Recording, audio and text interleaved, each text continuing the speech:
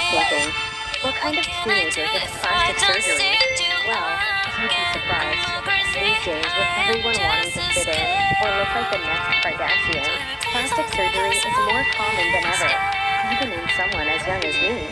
I was 18 when I got my surgery. So, before you judge me, hear my story and tell me what you would have done in my situation. I've always been the chubby girl in my class.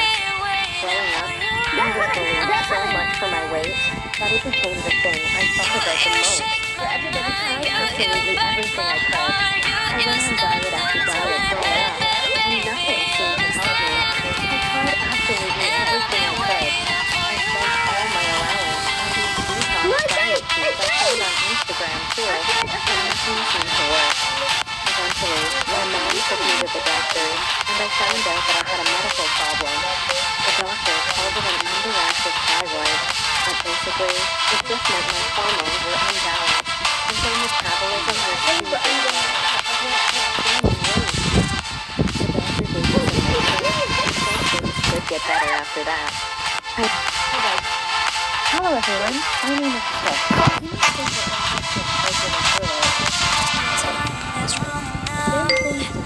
I can stop it, all loving fine, and Amber, there is no lie, if you are fine from me, what can I do if I don't see you again? I'll start from the beginning. Time is running out, and I can stop it, all loving fine, and Amber, there is no lie, if you are far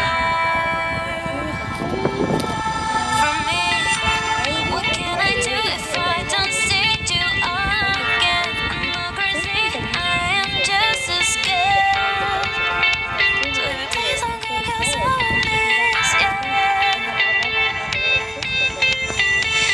You shake my mind, you burn my heart, you stop time, baby, I'm staying here, and I'll be waiting for you.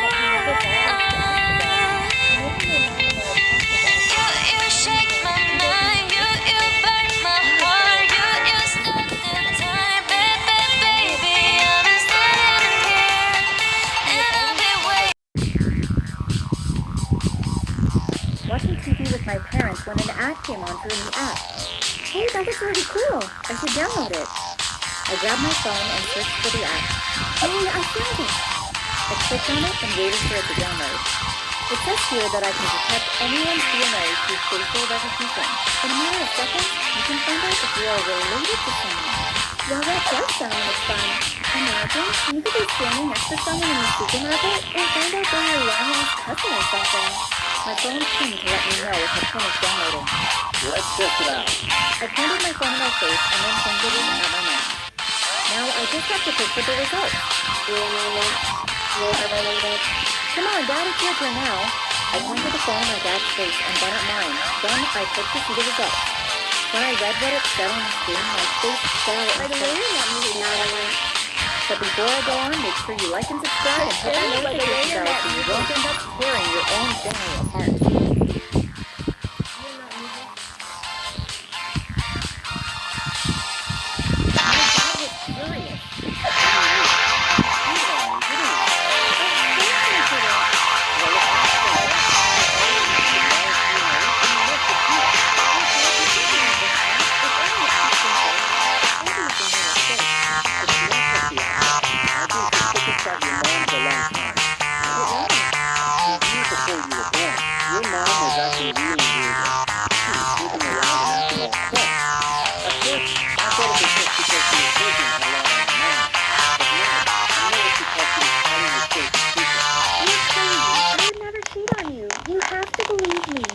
I don't believe you.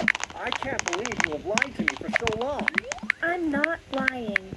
Okay, look, you two. There's one way we can find out the truth. You can just go and get a copy of one of these done at the doctor. Yes, you got it. And then maybe your dad will know that I'm telling the truth. The next day, the three of us went to a nearby store.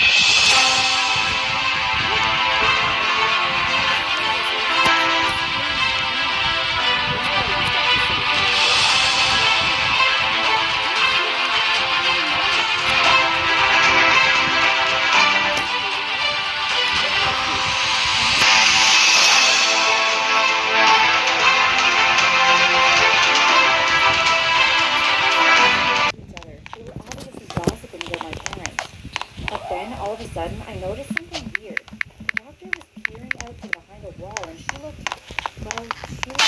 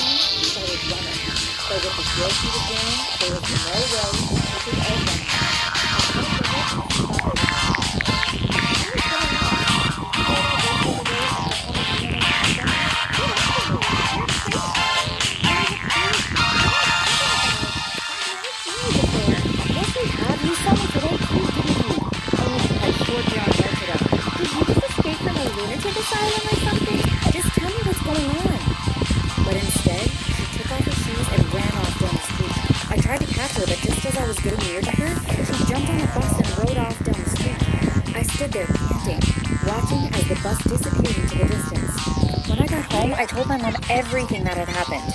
There is definitely something weird going on here, Mom, and somehow that doctor knows something about it. I'm sure of it.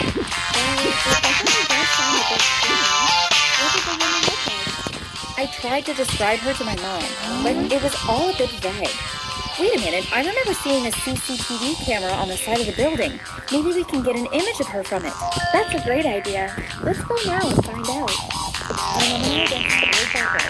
When we got to the building, we only the security control. He took us into his office at the back of the house and showed us the video recording. You're welcome to search too. Hopefully you'll find what you're looking for. My mom and I began to look through the recording. Eventually, it came to around the time when it had left the second tunnel. Suddenly, a woman appeared and screamed. She was banging. Stop! That's her! My mom pressed the pause button and we zoomed in on her face. Oh my God! I turned to look at my mom. Her face was white as a sheet. Mom, what is it? What's the matter? I know who she is. Who? That's your dad's ex-girlfriend. What? I turned to look at the photo of the woman again. This can't be a coincidence. She has to have known who I was. The man gave us a copy of the still photo to take out. Hope you found what you were looking for. Thank you. Yes, we did. I called my dad and asked him to come over. We have something to show you. At first he wasn't going to come, but finally I managed to convince him.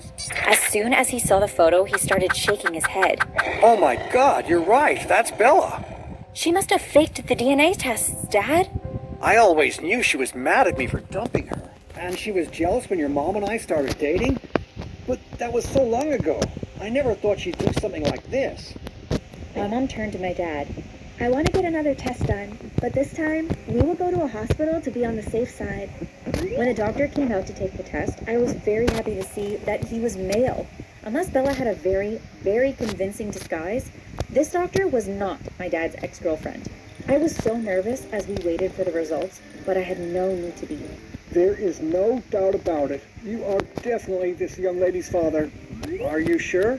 Absolutely certain. I looked at my dad in relief.